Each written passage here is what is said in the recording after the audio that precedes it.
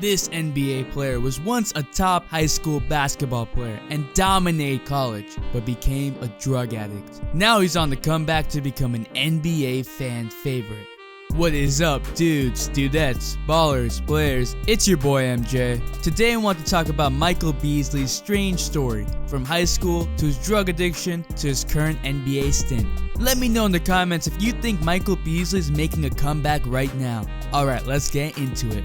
Michael Beasley was a beast in high school. He was a top 2 player in the high school class of 2007. He was a 6'9" power forward and center in high school basketball, but he was an elite shooter with some basic ball handling and good finishing ability. He went to 6 different high schools, going to different highly ranked programs. People back then knew that he was going to the NBA. Beasley kept on rolling in college. He went to Kansas State and electrified college basketball. He averaged an absurd 26.2 points per game and 12.4 rebounds per game in his freshman season. After the college season ended, there was a legitimate debate on who to take first in the 2008 NBA draft. Derrick Rose or Michael Beasley. Michael Beasley ended up going second in the NBA draft to the Miami Heat. That is when it seemingly went downhill. Beasley had a good start to his NBA career. In his rookie season, Beasley averaged about 14 points per game.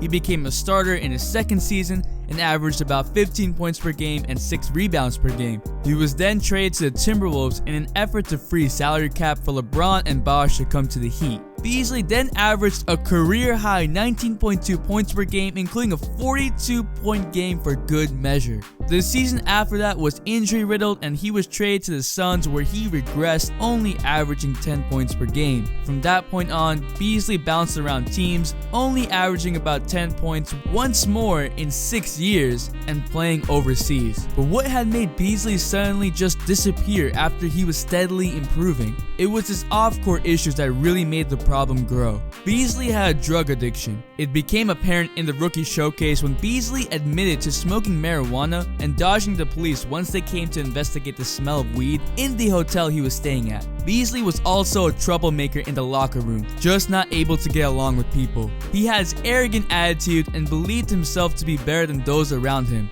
It's one thing to be confident in your own abilities, but to be cocky is a mistake and causes chemistry issues. Then Michael Beasley posted a picture of a boat with something that looked like marijuana in the background. After that, he went to a rehab clinic. He was pretty much a joke of the NBA, the typical weed guy. If you thought that was the end, then you were wrong. 2 years later, Beasley was pulled over for speeding with a bag of marijuana in the car. Although he claimed it was his friends who he had just dropped off, it's pretty hard to believe that Beasley had nothing to do with it. But you can let me know in the comments if Beasley is innocent or not. During a street ball game, he literally manhandled a fan by pushing the fan away with his hand to the face. I mean, dang, Beasley. Just because you're high doesn't mean you try to palm that man's face. Jokes aside, Beasley was really on a downward spiral. He got pulled over again for speeding with a loaded gun in his car 2 years after that. He was under investigation for sexual assault, and his last event happened in 2013 when he was arrested for marijuana possession.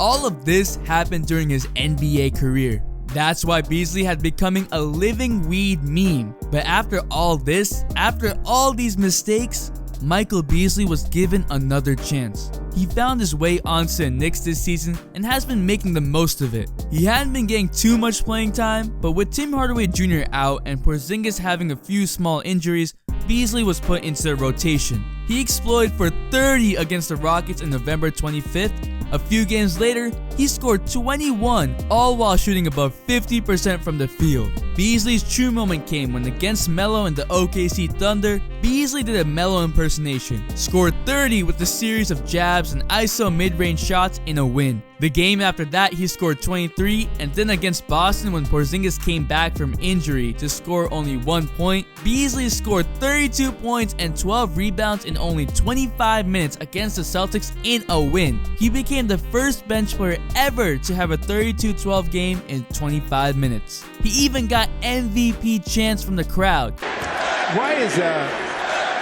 I know he's a lefty and lefties. Recently, he has become injured from what appeared to be taunting the Heat bench. Beasley still has his cockiness about him. He called himself mellow just on the left side. He still can't defend a mannequin, let alone an NBA player. Yet everyone in New York loves Michael Beasley because he has been a surprise. I'm a Knicks fan, and I can definitely say it's exciting to see players stepping up. I just hope his off-court issues don't come back. But what do you think? Is Beasley the real deal? Let me know in the comments down below. Drop a like if you like this video. The Instagram shout of the day goes to Air Max KO, and the all day notification squad shout goes to Nick D. Thanks for the all day support. Make sure to hit the bell for all day notifications, and if you're not a sub, hit that subscribe button and join the all day community for more fire content and all day support. It's your boy MJ. We out. Never chase a bitch, chase no bitch. Mask on, fucking mask on, mask on, fucking mask on.